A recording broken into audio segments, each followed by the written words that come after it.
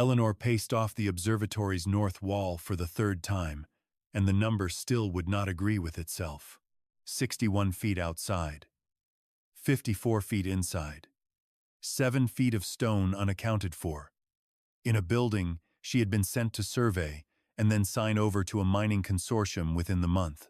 Eleanor Voss had trained as her father's chainman for 9 years, uncredentialed and unpaid, because no firm in Northumberland would article a woman. This was the first survey anyone had let her run alone, and only because the estate's solicitor, Calder Rooksby, expected her to confirm a quick, tidy sale of Draymore Observatory. "There's no discrepancy in my figures," Rooksby said, when she showed him her chain and her notes. "Measure it again, Miss Voss, and measure it correctly this time." She measured it 4 more times. The wall was still lying to her. Somewhere inside that 7 feet of stone was a room the original plans never showed, sealed behind mortar too fresh to match the rest of the tower. Eleanor sent her assistant home before dark, took up a mason's hammer instead of her chain, and started, quietly, to find out what Rooksby did not want anyone finding. 4 months earlier, she had stood in Rooksby's office in Alnhaven while he read out her late father's final accounts to a room of men who would not look at her directly. Thomas Voss had died of a chest complaint caught surveying the high moor in February, and his last commission, a boundary line for the Fenwick estate, had gone unpaid because Rooksby's firm declared the figures unreliable without a licensed surveyor's signature attached. "Your father's work was sound," Rooksby had said, not unkindly, folding the ledger shut, "but a chainman's word is not a surveyor's word, whoever held the chain. I can't pay out on it, Miss Voss, and I can't take you on in his place. You understand the difficulty." She had understood it perfectly. 9 years of triangulation, of running lines in sleet and August heat, of doing work she was never once permitted to sign, ended with a closed ledger and a room full of men studying their boots. She had walked home in the rain rather than pay the coach fare, partly to save the money and partly because she needed the 2 hours alone before she had to explain to her landlady why the rent might be late again. 9 years of unpaid apprenticeship had left her with excellent triangulation and almost no savings. A trade her father had always promised would even out once she held her own articles. He had died, still promising it. The letter about Draymore had come from Rooksby's own clerk a fortnight later, dry as a tax notice. A great-uncle on her mother's side, one Barnabas Quill, had died without children and left his freehold observatory to his sister's granddaughter, subject to a single condition written into the will. No sale could proceed until an independent survey confirmed the property's true boundaries. Rooksby, as trustee, had already arranged a buyer. He had simply not expected the independent surveyor named in that clause to be capable of doing the work herself.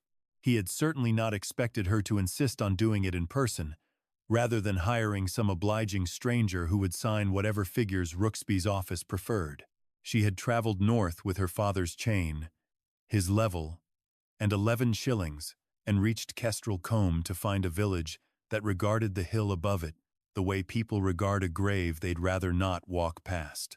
She had arrived on a carrier's cart with her instruments wrapped against the weather and no clear notion of where she would sleep that first night. It had cost her the last of her pride to convince the carrier to point her toward an inn, rather than leave her standing in the square, asking directions of strangers who plainly wished she hadn't come at all. The innkeeper had taken her coin without much conversation.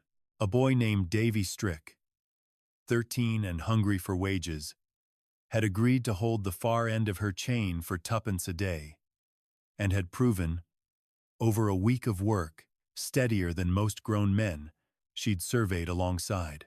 He had offered himself for the work on her second morning, trailing her up the hill uninvited until she agreed simply to stop him, wasting both their time arguing about it. He had shown up before dawn every day since, boots resoled in twine, with an eagerness she recognized, uncomfortably, as her own, at his age. Every measurement they had taken matched the parish's old boundary stones and contradicted Rooksby's official map by degrees too small for a careless man to notice and too consistent to be accident. The north wall was simply the largest contradiction yet, 7 solid feet of it. And Rooksby's insistence that her figures must be wrong had told her, more clearly than any admission could have, that he already knew exactly what she'd found. She raised the hammer, found a seam in the fresh mortar with her fingers first, and struck.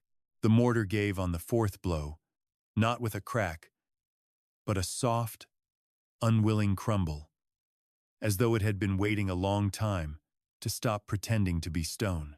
Eleanor worked by lantern light for another hour, widening the gap enough to see that it was not rubble behind the false wall, but a doorway, narrow and deliberately built, its lintel cut from the same gray stone as the tower itself. By daylight, she suspected, the gap would look smaller than it felt by lantern. An ordinary irregularity. A careless mason might have left.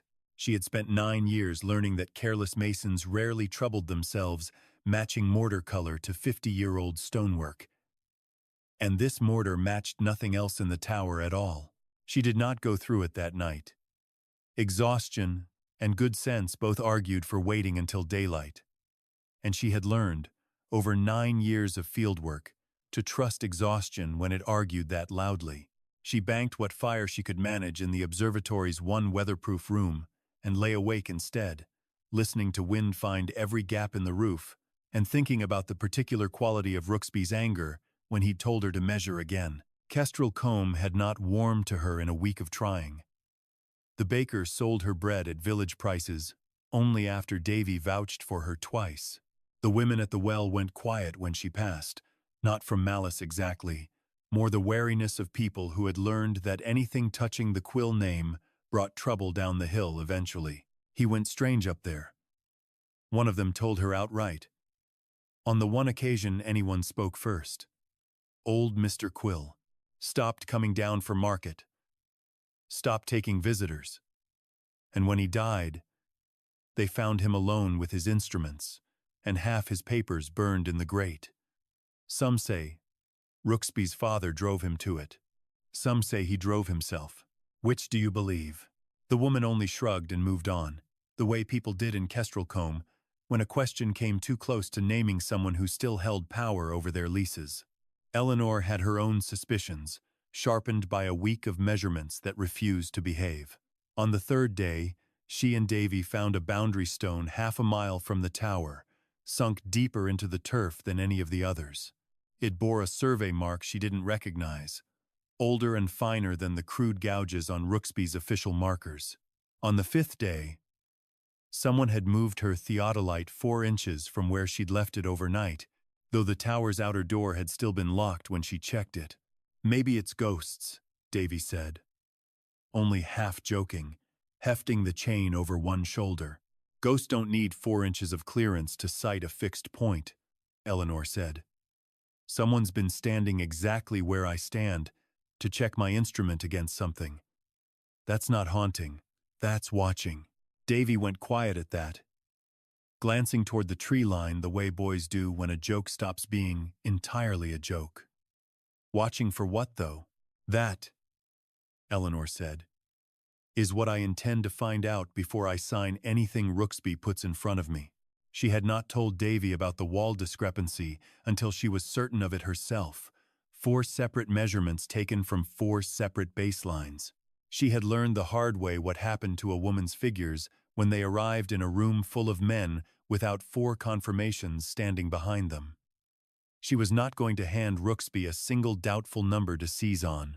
The roof leaked over the workshop she had claimed as her own, a narrow room off the entrance hall with a hearth that still drew and a bench solid enough to hold her instruments. She had spent her first free afternoon patching the worst of it with slate scavenged from a collapsed outbuilding, work that left her hands raw, and her opinion of the building's soundness, considerably higher than Rooksby's official assessment, claimed it deserved. Wedged behind a fallen rafter that same afternoon, She found a surveyor's plumb bob of unusually fine workmanship, its brass worn smooth by a hand that plainly was not her own recent visitor's. She kept it in her pocket afterward, a small, solid reassurance on days when the rest of the building's secrets refused to make themselves so easily found. By the time she raised the hammer to that north wall, she had stopped thinking of Draymore as a ruin she was merely passing through on her way to a signature. She had started, without quite deciding to, thinking of it as a case to be surveyed properly, every discrepancy logged, every contradiction chased to its source, run the way her father had always run a line until it closed clean. Morning light through the workshop's one clean window showed her exactly how far she had let the fire burn down overnight, and how little food remained in her basket. Eleanor counted her coins twice, arrived at the same discouraging sum both times, and decided the hidden doorway would have to wait one more day for a problem more immediately pressing than a wall. The Fenwick boundary dispute had been simmering in Kestrel Combe for 3 years, ever since a hedge line dividing 2 tenant farms had washed out in a flood and nobody could agree where it had originally run. Old Fenwick and his neighbor Eden had nearly come to blows over 6 disputed yards of pasture, and the parish, unwilling to pay a proper surveyor's fee for so small a quarrel, had let the argument fester. Eleanor offered to settle it for a shilling and her dinner, payable only if her answer held up. She ran the lines herself with Davy holding the chain, and cross-referenced the old parish stones against a boundary description she found in a 60-year-old lease among the churchwarden's papers. Within 2 hours she produced an answer that split the difference in a way neither man expected. Both, grudgingly, recognized it as fair once she'd shown her working on the ground itself, stone by stone. You measured that faster than the man from Alnhaven did. 3 years back, Eden said, handing over his shilling with the particular reluctance of a farmer parting with coin. And he charged us 5 bob and never came back to finish it. I had a good teacher, Eleanor said. Word of the settled boundary reached the plow before she did. By evening, she had 2 more small jobs offered, a fence line and a disputed well. Davy had acquired, without her quite noticing how, the swaggering confidence of a boy who had spent the day watching a woman outmeasure every man in the village and who considered himself personally responsible for the outcome. The disputed well turned out to be a simpler matter than the widow who owned it feared. A boundary marker shifted by frost heave rather than by any neighbor's dishonesty. Eleanor's fee for settling it was a jar of preserved damsons and a promise of eggs whenever the hens started laying properly again. It was hardly a fortune, but it was the first thing offered to her in Kestrel Combe that felt like welcome rather than tolerance. They'll come round, he told her, sorting stakes by length on the workshop bench without being asked. Folk here don't trust quick. They trust proven. She had not expected an ally in a boy she'd hired for 2pence a day. Watching him work, though, she found he asked good questions and remembered answers. The particular combination her father had always said made the difference between a chainman and a surveyor waiting to happen. She began, without formally deciding to, teaching him properly. How to read a vernier scale, how to true a level, how to check his own work against a second baseline before trusting it. Will I ever get articled, do you think? Davy asked one evening, oiling the theodolite's tripod with more care than the instrument strictly needed. Proper? Like, with my name on the papers? I don't know, Eleanor said honestly. I couldn't promise you that even for myself a month ago. But knowing the work matters, whether anyone signs for it or not. Mine did. Whatever Rooksby's ledger says. The vicar came up the hill on the 4th afternoon. A thin, careful man named Aldous Prue, who introduced himself by way of apologizing for the state of the churchyard records Eleanor had asked to see. Mr. Quill's burial is recorded, though the details are sparse, he said, setting down a heavy parish register. He asked for no service, no stone beyond the plainest marker. Unusual. For a man of his former standing. What was his former standing?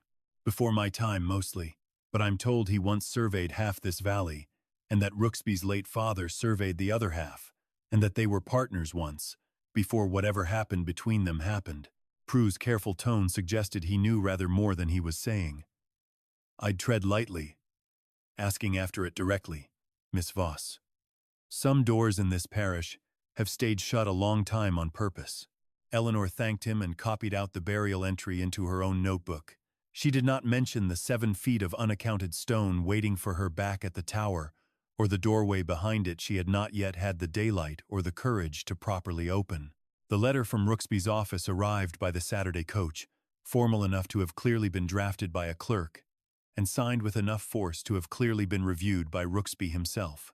It informed Miss Voss that the mining consortium's offer of £150 for the Draymore freehold remained open only until the end of the month. Further delay in confirming the boundary survey, it warned, would be viewed as bad faith toward the estate's other interests, and the trustee reserved the right to commission an independent surveyor of his own choosing should Miss Voss's figures continue to prove unreliable. Eleanor read it twice at her workbench, then set it beside her father's final unpaid accounts, and found the 2 documents used almost identical language. "He calls everything unreliable that doesn't agree with him," she said aloud, mostly to Davy, who had taken to eating his midday bread in her workshop rather than alone by the well. "Is it true, though? About the mining company's offer? £150 is a fair sum for a ruin. It's a fair sum for a ruin. It's a poor sum for a hilltop with a mineral seam under it, if that's what's actually there." She had begun to suspect exactly that, working backward from the mining consortium's persistence and the freshness of that inner wall's mortar. "Nobody spent money chasing a worthless hill." "Then we tell someone," Davy said, with the simple confidence of a boy who had not yet learned how few people were willing to be told anything by either of them. "We will," Eleanor said. "Once we've enough proof that telling isn't just another word for being ignored twice as loudly." She spent the rest of that week doing the work that mattered more than any single doorway. She mapped the observatory's true boundaries against every parish stone she could find, and cross-checked them against the tithe map in Prue's church chest. Line by patient line, she built a survey that no clerk in Alhaven could dismiss on the grounds that a woman had held the chain. The pattern that emerged unsettled her more than the hidden room had. Every discrepancy she found ran the same direction, shaving small parcels of land away from smallholders and onto estate ground. None was large enough alone to be worth a farmer's legal fee to contest, but the pattern held consistent across a dozen boundary lines, going back, by her estimate, at least 50 years. "Someone redrew half this parish," she told Davy, spreading her figures across the workbench that Friday evening. "Not carelessly. Carefully. A little here, a little there. Always toward the estate. Never toward the tenants. Who'd do a thing like that? Someone with the only chain in the valley, and nobody willing to check his sums." Davy turned that over for a while, sorting stakes without really seeing them. "My grandfather always said Rooksby's father were sharp as a new blade, and twice as careful where he cut." "He was careful," Eleanor said. "That's precisely the trouble with him. A careless thief gets caught in a season. A careful one gets 50 years and a knighthood." She thought of Edric Rooksby, dead these 20 years, whose son now ran the same office with the same maps and the same absolute confidence that no chainman's daughter would ever be believed over a licensed surveyor's word. She thought of Barnabas Quill, burning his own papers in a locked tower, and wondered, for the first time, whether he had gone strange from grief or from something closer to fear. The dome's roof chose that same week to fail properly, a slate slab the size of a door coming loose in a gale and shattering across the yard, missing Davy by a margin that left them both shaken and silent for a long minute afterward. He had gone white under the dust, and it was Eleanor who found herself steadying him with a hand on his shoulder rather than the other way around. They stood a moment staring at the broken slate, as though it might yet decide to finish what it started. Repairing the roof would cost more than Eleanor had, More than 3 settled boundary disputes could earn her before the month's end. She spent a sleepless night doing the arithmetic of triangulation instead of sums that refused to close no matter how she arranged them. She woke before dawn with the same 7 feet of unaccounted stone, still waiting, patient as ever, for her to finish what she'd started. In the morning, she went back to the false wall, mason's hammer in hand, because whatever waited behind it was the only asset she owned that Rooksby had not already priced. The doorway, once she'd cleared enough rubble to pass through, opened onto a narrow stair cut into the tower's foundation, colder than the workshop above and dry in a way the rest of the building was not. Eleanor went down slowly, counting steps out of old habit, one hand trailing the wall to keep her bearings, moving through unfamiliar ground exactly as her father had drilled into her since childhood. 31 steps brought her into a room lined with instrument cases, most of them empty, their velvet linings gone gray with dust. A drafting table stood against the far wall, its surface still marked with the ghost outlines of maps long since removed. And beyond it, half buried under a fallen shelf, lay a wooden chest with Barnabas Quill's initials burned into the lid. The cold down here was different from the damp chill above, dry and even. The particular cold of a room built to preserve, rather than simply to shelter. She understood, setting her candle on the drafting table, why a careful man might have chosen to keep his most private work somewhere the weather could never reach it, however little comfort that same carefulness had bought him in the end. She righted the shelf, cleared it, and opened the chest.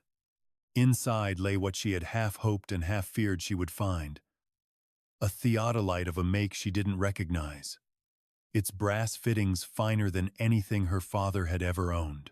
Beneath it, wrapped in oilcloth, sat a bound survey notebook with most of its pages intact. Quill's hand was small and exact, an engineer's hand, and the early entries read like any working surveyor's log. Weather, baselines, corrections for magnetic variation. Then, dated some 50 years back, the tone shifted. Rooksby says my triangulation for the Fenwick mineral boundary contains an error of some 40 yards, one entry read. I have checked my figures 6 times. There is no error in my figures. There is an error in his map. And I believe now that the error is not accidental. A later page, the hand grown tighter, more controlled, as though its writer were forcing himself to steadiness. I confronted him. He laughed and asked who would take a surveyor's word over a solicitor's map. He is not wrong. I have written to the land registry in York, requesting confirmation of the original deposited survey. I do not expect a swift answer, but I have set the benchmark stones myself, in the old style, so that the ground will remember what the paper is made to forget. Eleanor read the line twice, recognizing in it the particular discipline of a man teaching himself not to hope for rescue. Eleanor sat back against the cold stone, the notebook open on her knees, and understood, with the particular vertigo of a fact she had half suspected settling into certainty, that she was reading her own situation 50 years removed. A capable surveyor, disbelieved because a more powerful man's paper said otherwise. A boundary, quietly redrawn. A silence that had swallowed one Rooksby generation and was working patiently on swallowing her. She searched the rest of the chest and found a folded letter, brittle and water-stained, addressed to whoever might one day inherit Draymore. It began plainly enough, a statement of intent regarding the property's disposal, but the ink had bled badly down the left margin, and whole clauses had dissolved into illegible smears. She could make out a mention of the land registry, a mention of the parish's smallholders, and a single unbroken phrase near the bottom that read, "If the true survey is ever proven, let this house serve those it was taken from." Proof, she thought, but not enough of it. A dead man's grievance and a partial will meant little in a room where Rooksby's official map still carried the weight of law. She would need the benchmark stones themselves, set in the old style, still in the ground after 50 years for anyone patient enough to find them. She would need a witness who remembered Edric Rooksby's laughter. She thought of the 4 months since her father's funeral, of every closed door that had told her, in one polite form or another, that her word alone would never be sufficient. It was a strange, cold comfort to learn that the fault lay not entirely in her, nor even entirely in her sex, but in a family that had perfected the art of being disbelieved, proof 50 years before she was born to inherit the problem. Somewhere above her, faint through 31 stone steps, she heard Davy calling her name, and the particular urgency in his voice that meant something in the yard above had gone wrong while she'd been sitting with the dead. The urgency turned out to be a man at the tower's outer door, not Rooksby himself, but a clerk sent in his place. He delivered a notice declaring that Eleanor's continued occupation of the property without a completed sale agreement constituted, in the trustee's view, an unauthorized use of estate assets. He would not meet her eyes either. Handing over the paper the way men deliver bad news they've been assured isn't truly their fault to carry. She read it standing in the yard, dust from the hidden chamber still on her hands. She understood it for exactly what it was, not a legal threat with real teeth yet, but a warning shot meant to unsettle her before he needed to spend money on anything stronger. She did not tell the clerk about the chamber. She did not tell Davy either. Not the whole of it, though she suspected he'd guessed something significant had happened underground. By the way, she'd emerged pale and quiet, and immediately started rechecking her boundary figures against Quill's 50-year-old. "Notes. Are we in trouble?" Davy asked, watching her check the same column of figures 3 times, without seeming to see any of them. "Not the kind trouble usually means," Eleanor said. "The kind where somebody's frightened of what I might already know, and hasn't worked out yet how much that actually is." The old man came 2 days later, on his own initiative, climbing the hill slowly with a walking stick and stopping twice to catch his breath before he reached the workshop door. He introduced himself as Obadiah Fenn and said he'd held chain for Mr. Quill for 11 years. Before the trouble, Eleanor put the kettle on before she asked him anything further, recognizing in the careful way he lowered himself onto the bench, a man who had climbed further than his legs entirely approved of, purely to say something he had been carrying a long time. "I heard you found his old room," Fenn said, settling onto the bench Eleanor offered without being asked twice. "Word travels faster up a hill than most folk credit. You knew him well then, well enough to know he didn't burn his own papers, whatever the village tells you. Rooksby's father burned what he could reach the week after the funeral, before anyone thought to stop him, and called it respecting the dead man's wishes." Fenn's hands, spotted with age, had not stopped trembling since he sat down. "I could have said so, back then. I didn't.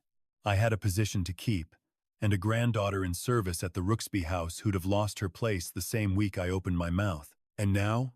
Now she's married and gone to Newcastle, out of his reach entirely, and I'm too old for him to threaten with much besides my own funeral, which I'll be needing soon enough regardless." He said it without self-pity. A plain fact, stated plainly. "I set some of those benchmark stones myself. Miss Voss, alongside Mr. Quill, the autumn before he died. I could show you where, if you've the legs for the walk." "What's her name?" Eleanor asked. "Your granddaughter." Fenn blinked, as though the question surprised him more than anything else she'd asked him that afternoon. "Susan. Married a boilermaker. Writes twice a year. Regular as the tide." He said it the way a man says the thing he's proudest of and least often gets asked about. Eleanor felt the weight of what he was offering settle against everything she still didn't know about her own case. A witness, at last, willing to speak. And an old man whose only remaining vulnerability, however small, she would be responsible for if she used his words carelessly. "Will testifying cost you anything?" she asked. "Truly. Not what you're willing to bear. What it will actually cost." Fenn considered the question longer than she expected. "My name in Rooksby's bad book, which it likely already is for climbing this hill at all. My peace, maybe. Stirring up a grief I've mostly learned to carry quietly." He met her eyes. But I'm an old man with a married granddaughter and no position left to lose. And Mr. Quill waited 50 years for somebody to ask me a direct question about what happened to him. Seems poor thanks to keep him waiting through my funeral too. Then show me the stones, Eleanor said. And when the time comes, I'll ask you to say what you just told me in front of people who want to disbelieve you. Only, if you're certain. I've had 50 years to get certain, Fen said, reaching for his stick. Might as well use it. The stones Fen led her to, 4 of them scattered across the hillside at points a hasty man would never think to check, matched her own triangulation to within inches of Quill's original figures and diverged from Rooksby's official map by a consistent, damning margin. Fen walked slower on the second day than the first, and twice asked to sit on a convenient rock, rather than admit outright that his legs had reached their limit, but he never once asked to stop before the 4th stone was confirmed. She spent 2 days confirming each one, Davy holding the chain while Fen stood by, naming landmarks that had vanished from the landscape 50 years before either of them had been born to see them. It was, she thought, walking back up to the tower on the second evening. Nearly enough. 4 stones, a partial notebook, a witness, and her own careful figures, all pointing the same direction. The bailiff arrived the next morning with 2 constables and a court order. Rooksby's solicitor had apparently obtained it with unusual speed, citing the earlier notice of unauthorized occupation and adding, this time, a formal allegation that Miss Voss had caused deliberate structural damage to a property under dispute, in reference to the broken wall. You're required to vacate by evening, the senior constable told her, not unkindly. Reading from a paper he seemed faintly uncomfortable holding. The property's to be secured pending a hearing on the damage claim. Anything you wish to remove, you'll need to remove now. On what grounds does a damage claim justify an hour's notice? Eleanor asked, though she already suspected the answer mattered less than the fact that arguing it would cost time she didn't have. That's a question for the hearing, miss, the constable said, not quite meeting her eyes. I've my orders. Evening. Not a week. Not days. Hours. Eleanor's mind went first, with a cold clarity she would later be grateful for, to the chest in the hidden chamber. She sent Davy running for Fen's cottage with instructions to bring the old man and anything he could carry that proved his own connection to Quill. Then she went down the 31 steps for the last time and packed the notebook, the folded letter, and as many of Quill's original instruments as she could fit into her father's old field case. The storm that broke that afternoon seemed, in the moment, like simple bad luck, though she would wonder afterward whether Rooksby's men had chosen their timing deliberately, knowing a Northumberland gale in that season could finish what a court order started. Wind tore at the dome's already failing seams, and by the time she'd carried the last case out through the yard, water was running down the spiral stair behind her in a steady dark sheet. Davy met her halfway down the hill, soaked through and out of breath, having run both legs of the errand himself once Fen's own pace proved too slow for the weather. He's coming, the boy said, slower than the rain.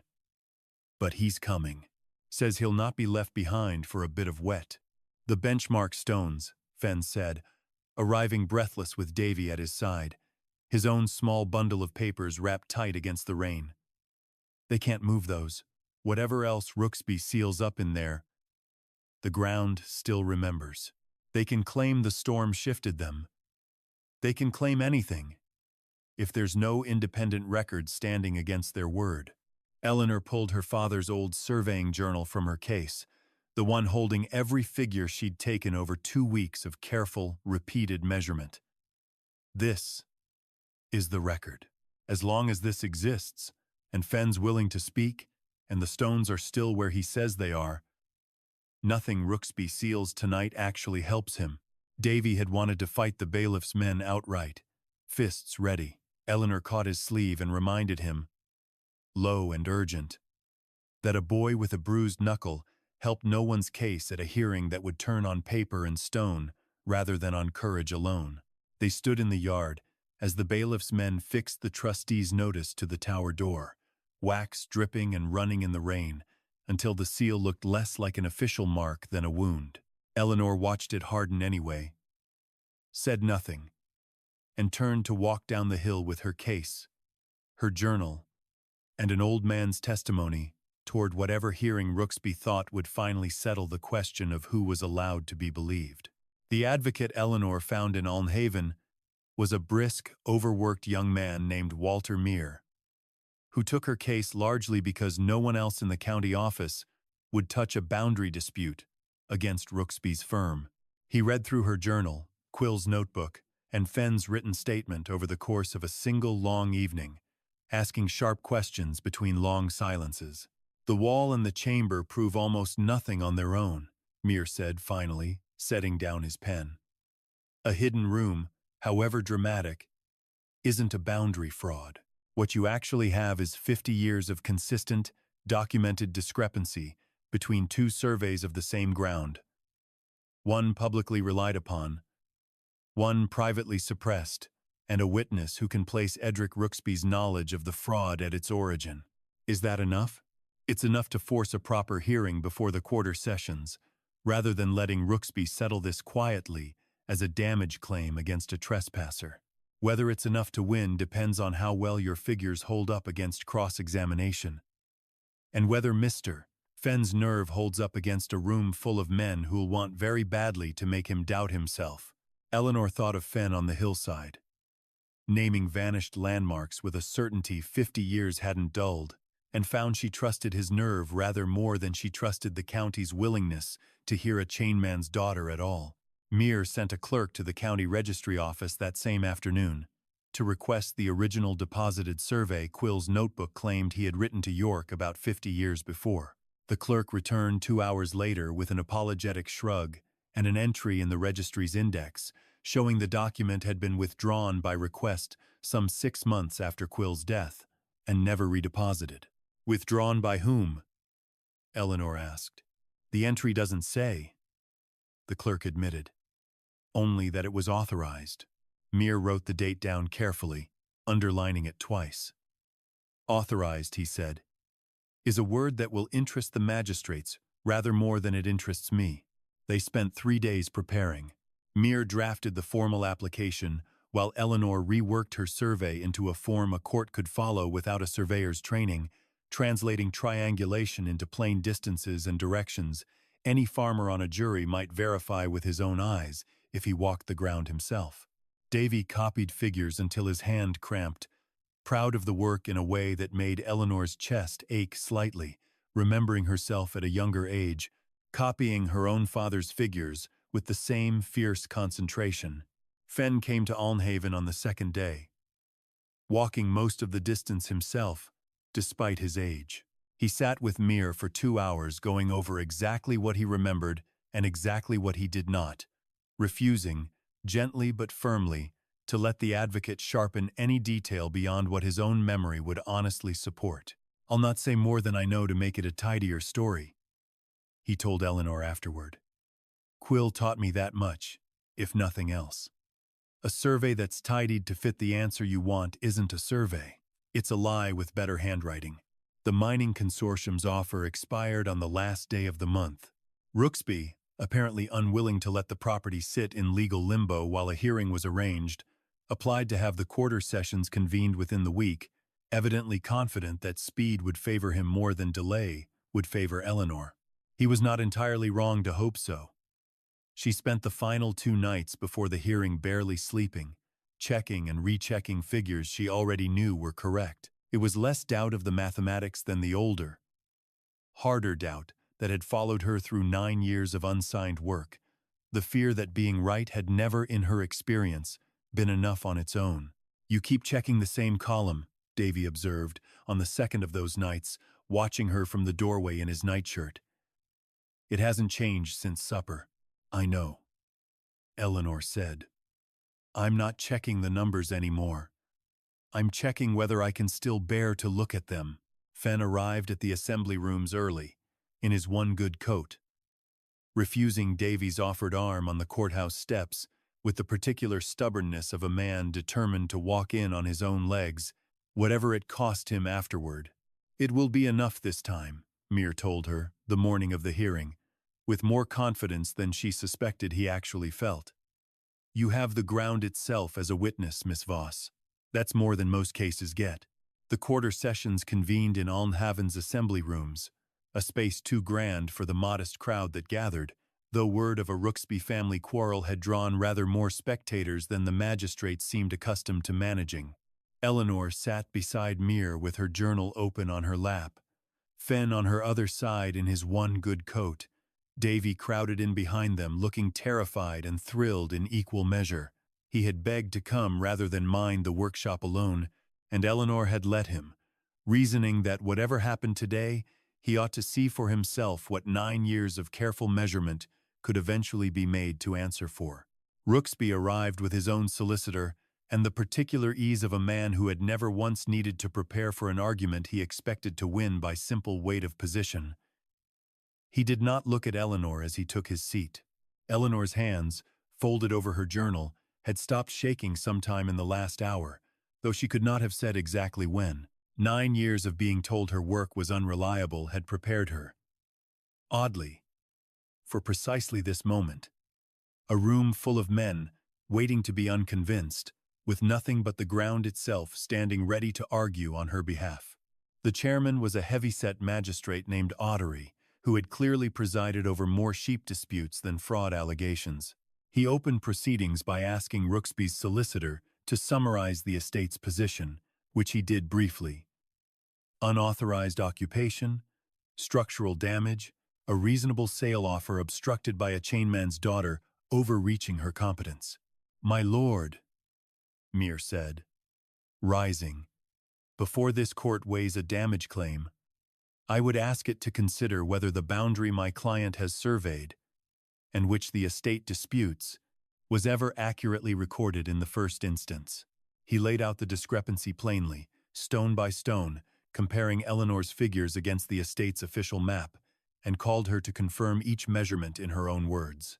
Rooksby's solicitor objected twice on grounds of competence, was overruled once by a magistrate, visibly losing patience with the objection's repetition, and Eleanor watched Rooksby's composure tighten by careful degrees as the numbers, dry as they were, began to accumulate into something harder to dismiss. Then Mere called Obadiah Fenn. Fenn made his way to the front, leaning hard on his stick, refusing the clerk's offered arm with a small shake of his head. In a plain, unhurried voice, he told the court of setting benchmark stones beside Barnabas Quill 50 years before, and of Quill's confrontation with Edric Rooksby over a 40-yard error that was never actually an error. He told them, too, of watching. The week after the funeral, papers burn in a grate that should have gone untouched. A woman 2 rows back murmured something to her neighbor that might have been Quill's name and might have been a prayer. Fenn did not turn toward the sound. He kept his eyes on Ottery. The way a man looks at the one person in a room whose opinion has ever really mattered to the outcome. This is an old man's memory of an old grievance, Rooksby's solicitor said, rising. 50 years is a long time to remember precisely, and longer still to prove. Then perhaps the ground will prove it, Mere said, and nodded to Eleanor. She stood, spread a marked map across the clerk's table, and walked the magistrates through each benchmark stone's location, its age, its survey mark, and the consistent direction of every discrepancy she and Fenn had confirmed together on the hillside. She also read out plainly the registry clerk's note on the withdrawn survey, and watched 2 of the magistrates exchange a glance that had nothing to do with sheep disputes at all. 4 stones, my lord, set 50 years ago, and undisturbed since. Any surveyor in this room may walk the ground and check them against my figures this afternoon, without needing to trust my word or Mr. Fenn's memory at all. Ottery leaned forward to study the map himself, tracing one disputed line with a blunt finger, and for a long moment the room held the particular silence of men doing arithmetic they would rather not have to do in public. Rooksby's solicitor glanced toward his client and found, for the first time all morning, no useful instruction waiting in his face. Behind Eleanor, she heard someone whisper Barnabas Quill's name for the second time that morning. This time, without the particular caution the village usually reserved for it. Mr. Rooksby, the chairman, said, "Does your firm's map account for these stones at all?" The silence that followed answered before Rooksby did. "They were omitted," Rooksby said at last, and for the first time all morning his voice lost the flat, practiced ease it had carried into the room. "My father's survey predates my involvement entirely. I inherited a firm." "Not an explanation. You inherited a map you had every reason to question," Ottery said, not unkindly, "and relied upon it regardless, against a claimant who offered you 4 independently verifiable benchmarks and a documented witness. This court will not enforce a damage claim against a survey that appears, on the evidence presented today, considerably more accurate than the one your firm has kept for 50 years. He set down his pen. "The estate's application is refused. I am further directing that the boundary question be referred to the land registry in York for a full re-examination at the estate's expense." A murmur ran through the assembly rooms, quickly quieted by the clerk's raised hand. Rooksby rose without a word and walked out, and Eleanor let him go, watching Fenn instead, who sat very still with his hands folded over his stick, looking, for the first time since she'd met him, entirely at peace. Davy let out a breath he had plainly been holding since the chairman began speaking, loud enough that 2 magistrates turned to look, and did not seem to care in the slightest. Rooksby's firm lost the mining consortium's business within the month, the company's solicitors unwilling to be associated with a boundary scandal working its way toward the county newspapers. He kept the office itself, diminished, handling smaller work under closer scrutiny than he had ever tolerated before. When Eleanor thought of him at all in the years that followed, she found she felt something closer to tired indifference than triumph. The land registry's re-examination took the better part of a year. Dragging through correspondence and site visits, Eleanor herself was hired, at last under her own name, to help conduct. The fraud proved, in the end, exactly as old and as consistent as Quill's notebook had suggested. Dozens of smallholder boundaries had been quietly narrowed over 2 Rooksby generations, each theft small enough alone to escape a farmer's notice or afford a lawyer, and enormous in aggregate once the registry finished totaling the reclaimed acreage. Eleanor did not ask for all of it. Returned to the estate. She asked for enough to repair Draymore's roof properly and secure the dome. The rest she asked to fund what Quill's water-damaged letter had asked for, as plainly as its surviving words allowed. He had wanted a surveying office open to any smallholder in the valley who needed an honest boundary checked, free of charge, staffed by whoever proved willing to learn the work properly. Davy was her first formal apprentice, articled at last under her own name. The County Surveyors Institute, faced with undeniable proof of her competence and no small public embarrassment at having excluded her for 9 years, quietly amended its rules rather than defend them in print. Fenn came up the hill less often as the year wore on, his legs no longer equal to the climb. But he came often enough, sitting in the workshop's mended chair on fine afternoons, telling Davy, and whichever farmers had walked up that week, stories about a man he'd loved and failed to defend for 50 years, and had finally helped defend after all. "You'll wear that chair through before you wear yourself through," Eleanor told him once, setting tea at his elbow. "Then I'll have earned the chair's replacement honestly," Fenn said, "which is more than I can say for most things Rooksby's family ever owned." The benchmark stones were recut and reset that autumn, their survey marks deepened so no gale or generation could wear them smooth again. A small brass plate went up beside the tower door bearing Barnabas Quill's name and dates, nothing more, exactly as plain as he had once asked to be remembered. On clear evenings, farmers from 3 parishes walked up to Draymore now with their old leases and their disputed hedges. Eleanor met them at the workshop bench her father had never lived to see her occupy by right, chain and level laid out ready, teaching whoever wanted to learn that the ground, patiently questioned, generally told the truth in the end. On the anniversary of her father's death, Eleanor walked up to the ridge alone before Davy arrived for the day's work. She set her father's old chain down beside Quill's finer one, on the same bench, side by side, the way she had always meant them to sit once she finally had a right to lay them there.